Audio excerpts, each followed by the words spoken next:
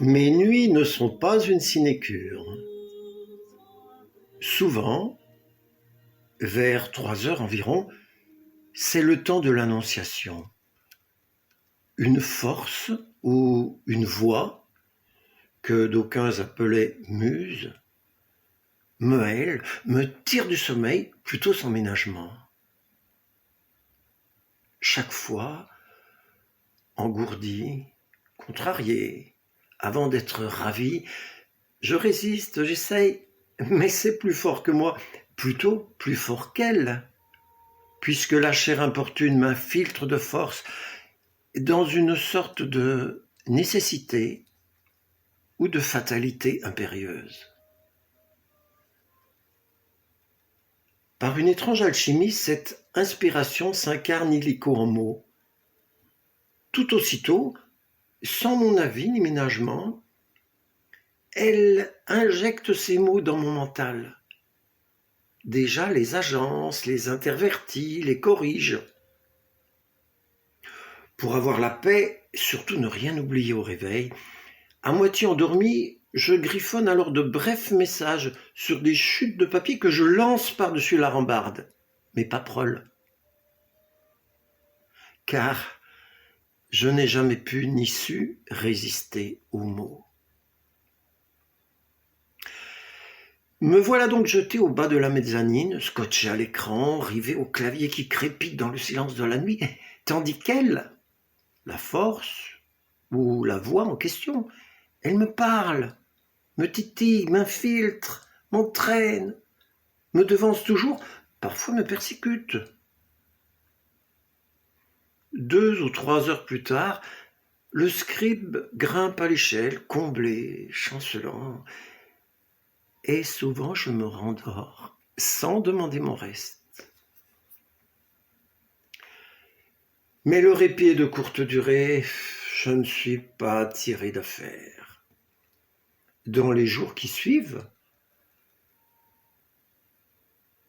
avec une application et un zèle qui prolongent mon émoi nocturne, eh bien je corrige, je peaufine mes improvisations, car ma visiteuse est toujours brouillonne lorsqu'elle tourbillonne. Littérature ? Non. En 3 mots, littérature. Ma règle d'or, non par préciosité, mais pour une plus pure vérité.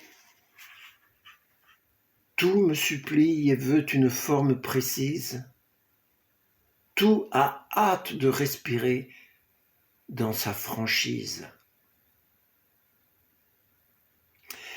Eh bien, voici une 60aine de poèmes, 35 dans la précédente édition, que mes nuits m'ont confiés en 2015 et jusqu'à ce jour de printemps 2023. Une sélection suggestive, j'espère, sinon représentative. J'ajoute que, contrairement à ce qu'annonce la seconde épigraphe, ces textes ne sont pas tous poisseux du sang ni ruisselants de larmes. Non, souvent sourd le sourire, la colère aussi. Par ailleurs, plutôt que de respecter l'ordre chronologique de ces salves à répétition, eh bien pour le présent recueil, j'ai choisi de les classer par thématique. À l'instinct, vaille que vaille, histoire que mon lecteur puisse butiner mes songes éveillés en s'y faufilant par diverses entrées. Mais sans ordre progressif ni crescendo éthique. Par exemple, dans une même section, un poème pourra être fervent page 95 et mécréant page 101, ou inversement, sans qu'aucune conclusion puisse être tirée de cette succession.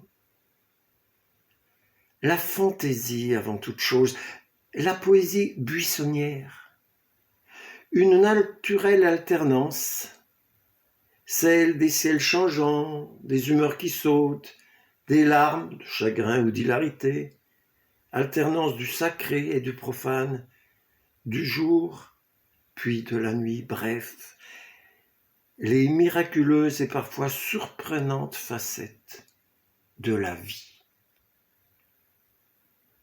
La mienne et aussi un peu la tienne, attentive lectrice, fidèle lecteur, C'est mon vœu le plus cher. Et c'est peut-être, dans le fond, l'unique finalité de cette publication. Si tu ne me saisis pas bien, restons taciturnes ensemble. Que mon secret touche le tien. Que ton silence me ressemble. En guettant un repentir dans le dernier vers de Supervielle pour gratter son manuscrit de 1938, pour pouvoir lire aujourd'hui que ton silence nous rassemble.